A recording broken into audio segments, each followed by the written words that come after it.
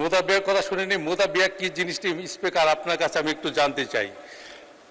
মাওলানা মামুনুল হক তিনি অনেক বড় বড় কথা বলছেন এই বাজেট নিয়ে, সরকারের পতন ঘটাবেন, অনেক কিছু ঘটাবেন, কিন্তু তিনি যে গাজীপুরে এক নারী শোয়া ধরা পড়লেন মুদাবিয়ার নামে, আসলে সেটা কি ছিল আমি জানি না।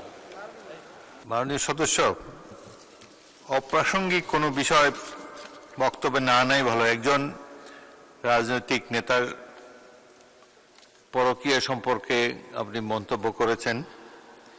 সাধারণত নিয়ম হলো যে যার এখানে এসে জবাব দেওয়ার সুযোগ নাই তার সম্বন্ধে অভিযোগ তোলা সংসদে সমীচীন নয়।